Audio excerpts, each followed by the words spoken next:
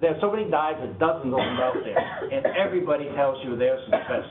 You lose 10 pounds, you know, within the first 10 days, a month. I can tell you most people can do that on their own because it's water weight a lot of times. What you can keep it off, I think that's the difference. So the DASH diet is number one that recommended by most doctors. I would say 70% of doctors will go to that.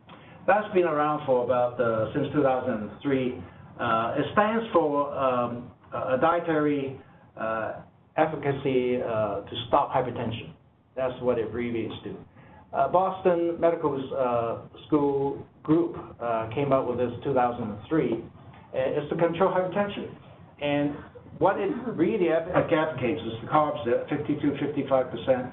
Just a variation according to individual, but protein 16 to 18%, fat 30, and you're limited in what you should take is saturated fat. That's animal fat, refined grains, sugar, and 1 teaspoon of salt per day. And that includes all the salt in the food, okay? The benefits, of course, is you lower your risk of heart disease and blood pressure, obesity, and diabetes. The second one I recommend is probably the Mediterranean diet. And if you go to that area, Sicily and Italy and all the Mediterranean area, you find a lot of them eat small fish. They don't eat big fish. And, you know, they export a lot of canned stuff. That is, you know, anchovies and all that kind of stuff. The only thing I go against fish is not to eat big fish and not to eat fish that are bottom feeders. Because then if you eat a lot of fish, you end up and potentially end up with mercury poisoning, all right?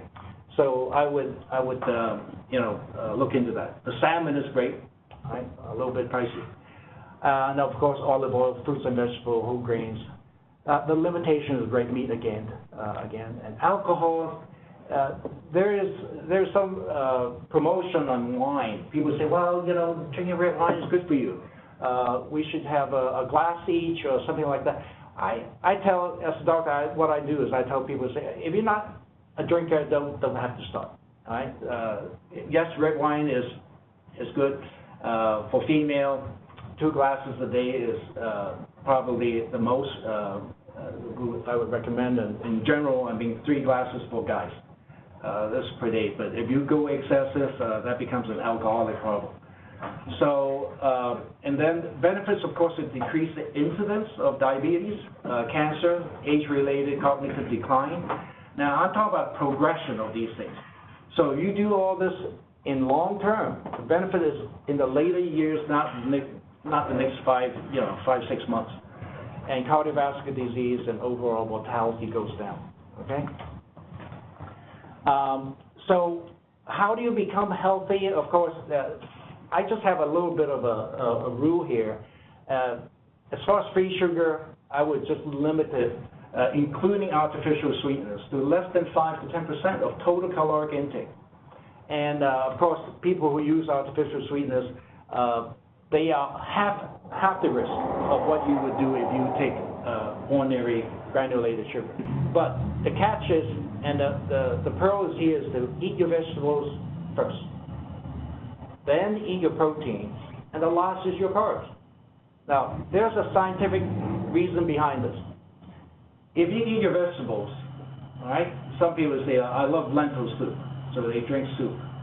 And a lot of people, if you go and sit down and have a 6-course meal, they feed you soup first. Well, that's, you know, and people who are in the old days of famine, they serve soup. Now, the reason is you get full. You know, partially full, satisfied, because of the volume inside you. And you don't have to have soup. You can just drink water. It will be just the same. Now, by the time the food hits your stomach, how do you know when you're full is, the analogy will be you going into a restaurant. You have 5 minutes to finish your buffet. You totally cut off that signal that tells you you're full. You just eat. Now, that's mechanical fullness. That's when your stomach can no longer stretch. That's when you stop. But if you wait and you have your vegetable first, and then you have your protein, in 20 to 25 minutes, majority of the drive, the need to eat will end. And that's when you eat your carb. The carb is what's going to fatten you. So that's how you're going to start taking more calories than you would if you were stuffing yourself. All right? So don't be one of those who try to win a tournament by eating 50 hot dogs. All right? So fiber is very important in your diet because fiber in vegetables, they are not all the same. They are divided into soluble and insoluble. So I'm not going to make a list, but I want you to just remember how do you differentiate the two. If you put insoluble fiber now, would be like a carrot or cucumber. You put it in water, it doesn't dissolve. But if you put other vegetables, you let it sit long enough, it will become pasty. Now that you know already what is soluble and not insoluble. Okay?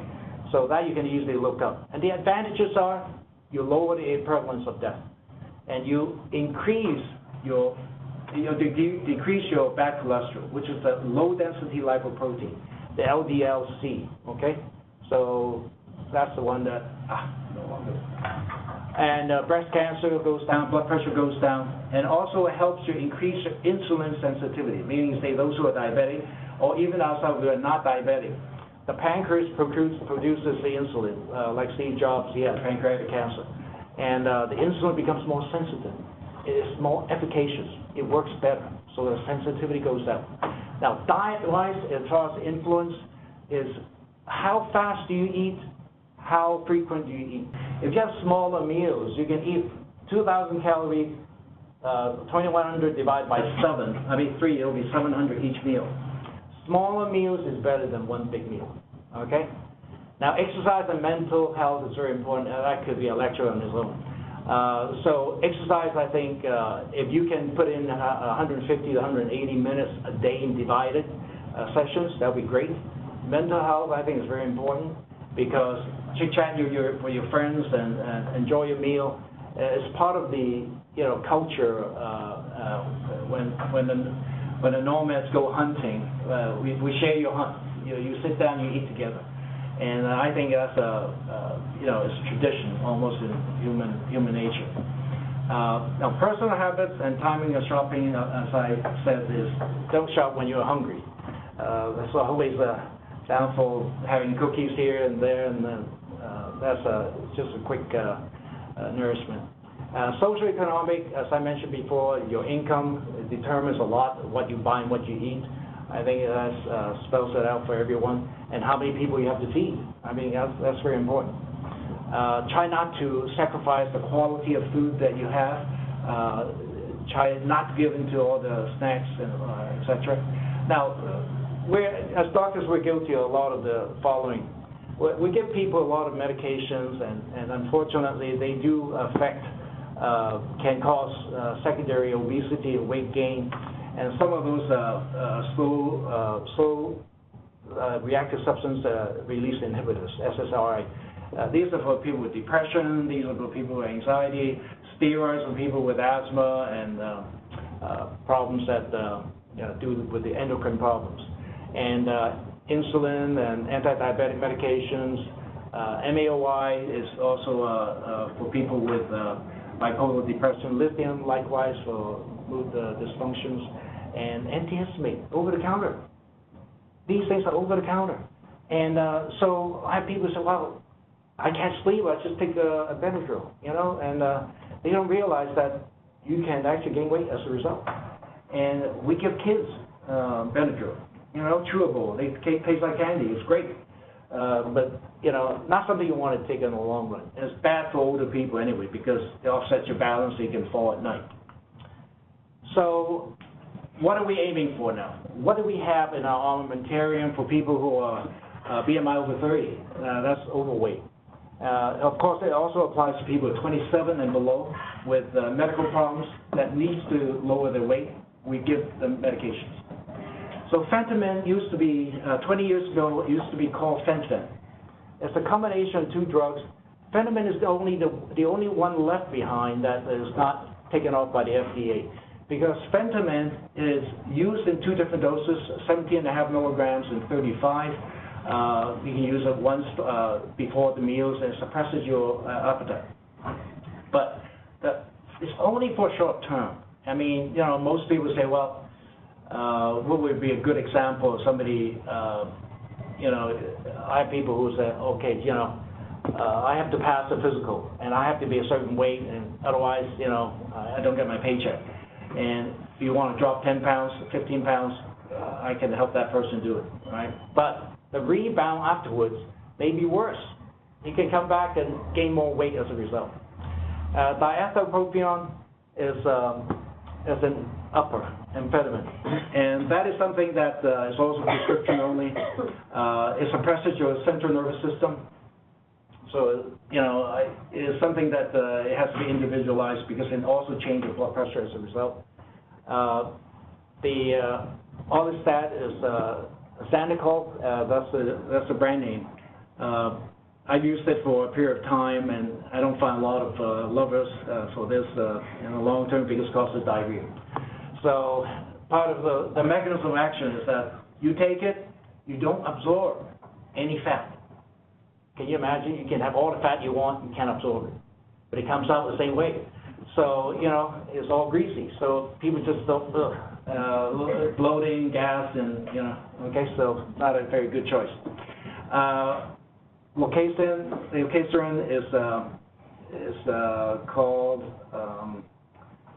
it'll come back to me in a minute. And it's a brand name, all right? What that, unfortunately, is that people with valvular disease, you don't want to take it. Benvic, okay? Belvic, let's go Belvic.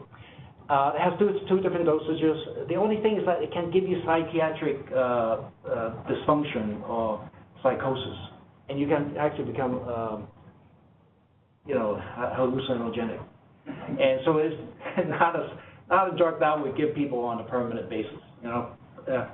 And now, the second to last, Naltrexone, bupropion, is one of my favorite because Naltrexone, I don't know, if you know anybody who is a drug addict or OD on heroin or cocaine, that's what they give them by the EMT. So the first thing they go to, let's say somebody who stopped breathing, they go in and inject Naltrexone. That's what wakes them back up because they stop the breathing. This one will help them reverse the overdose. Okay, so Naltrexone, bupropion is the second part of the medication that helps people to other mental functions. And I find that that helps people who are more obsessive about certain foods. And that has, I've seen some success out of that. The last one is equivalent to an injection called Victoza, which is actually aimed for diabetics. However, it has a side effect of weight loss. All right, so I normally would not give that for weight loss.